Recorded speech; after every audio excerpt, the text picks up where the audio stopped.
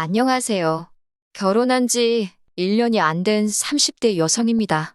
저보다 4살 많은 남편과는 소개팅으로 만났고 남들과 마찬가지로 평범한 연애를 이어오다 올해 초부부의 연을 맺었네요. 사실 남편은 어땠는지 모르겠지만 저는 처음부터 남편을 결혼 상대로 생각한 건 아니었어요. 남편을 충분히 사랑하지 않아서가 아니라 결혼에 대한 막연한 두려움이 있었거든요. 그 이유는 주변 사람들로부터 들었던 다양한 경험담에서 비롯되었습니다. 저는 대학을 졸업하자마자 직장 생활을 시작했는데 제가 다니게 된 회사에는 제 또래는 거의 없었고 다들 저보다 적어도 5살은 많은 여자들이었지요. 그래서인지 어쩌다 사담을 나누게 되면 항상 내용이 결혼 생활에 관한 것이었는데 대부분이 시부모님이나 신우와 같은 시댁 식구들과 크고 작은 갈등을 겪고 있더라고요. 원하든 원치 않든 그런 이야기를 계속해서 듣다 보니 언젠가부터 결혼하고 싶은 생각이 전혀 들지 않더라고요. 그래서 저는 남편과 연애를 하는 동안에도 진지하게 결혼은 생각해 본 적이 없습니다. 하지만 남편은 달랐나 봐요. 사귄 지 1년쯤 지난 후부터는 툭하면 결혼하자며 저를 졸라댔으니까요.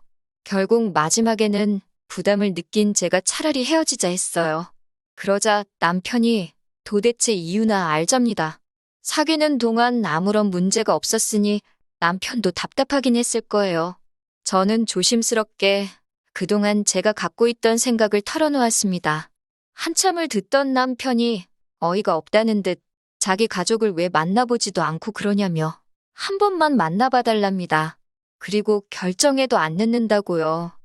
결국 남편의 성화에 못 이긴 제가 죽은 사람 소원도 들어준다는데 산 사람 소원 못 들어주겠냐. 그런 심정으로 시댁에 인사를 드리러 갔습니다.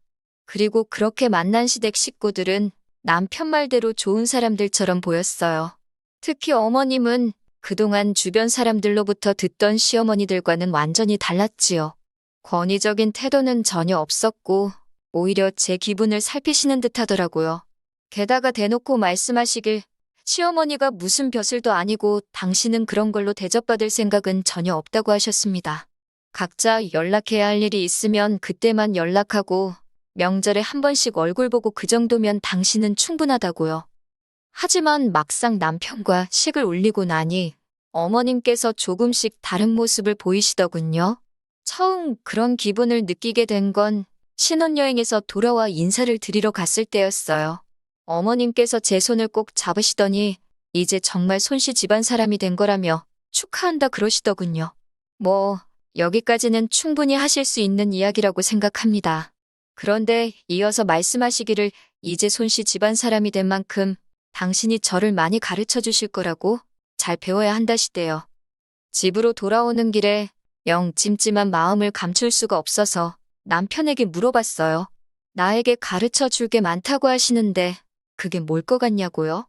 남편은 대수롭지 않다는 듯 자기도 잘 모르겠다며 뭐가 됐건 간에 차차 하나씩 배워가면 되는 거 아니겠냐대요?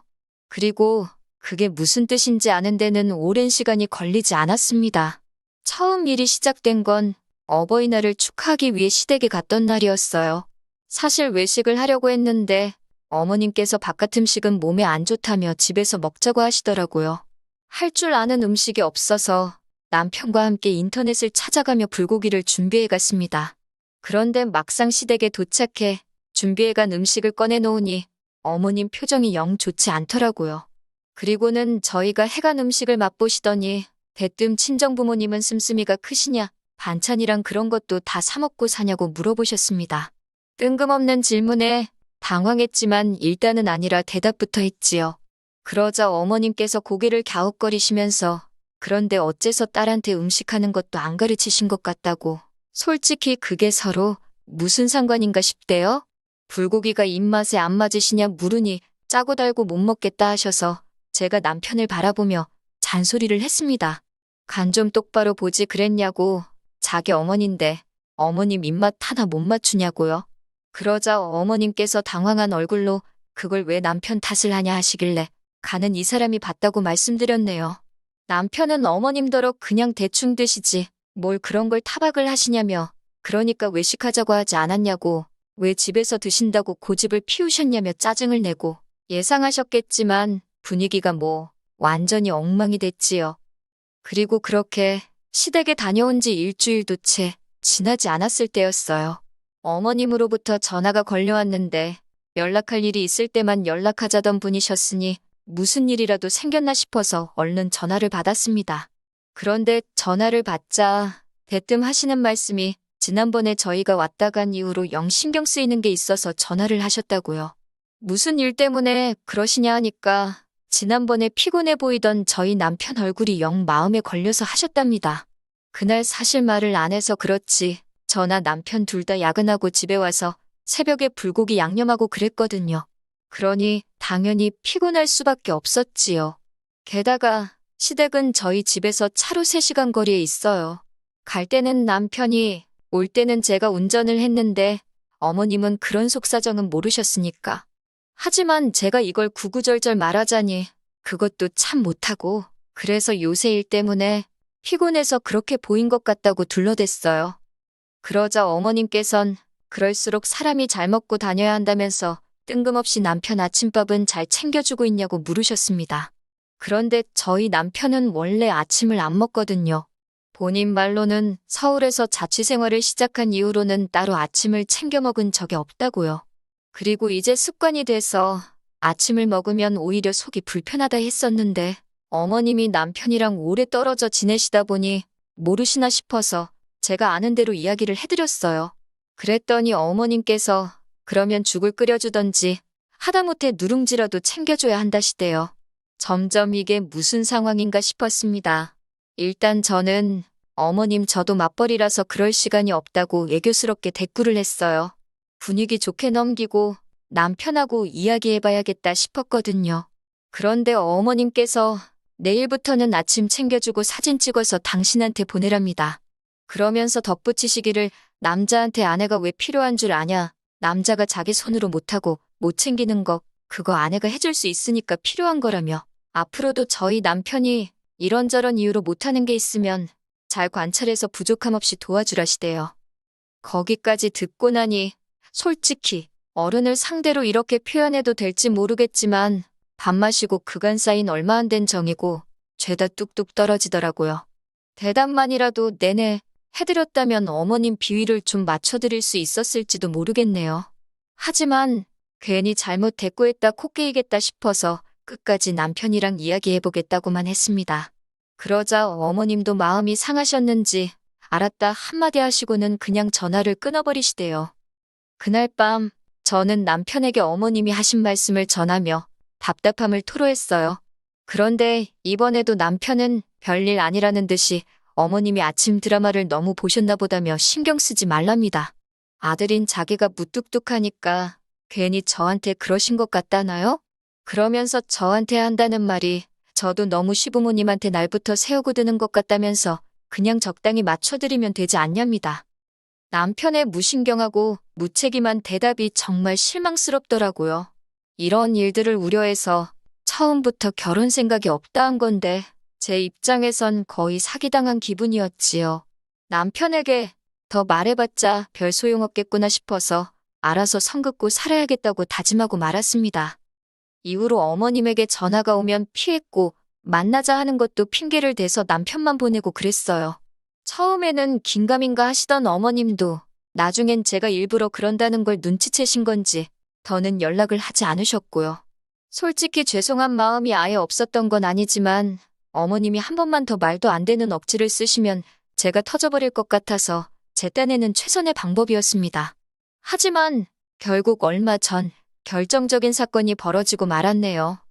아버님 생신이었는데 남편 말이 아버님께서 장어를 좋아하시니까 그걸 먹으러 가자더라고요. 저도 모처럼 몸보신한다 생각하고 좋다고 했어요. 그런데 또다시 어머님께서 바깥 음식은 안 먹으니만 못하다며 집에서 먹자고 하시는데 저희 집에서 먹자고 하시는 거예요. 모처럼 서울 구경도 하고 그러고 싶으시다고요. 남편이 난처하다는 듯 어쩌면 좋겠냐길래 그러시라 했습니다.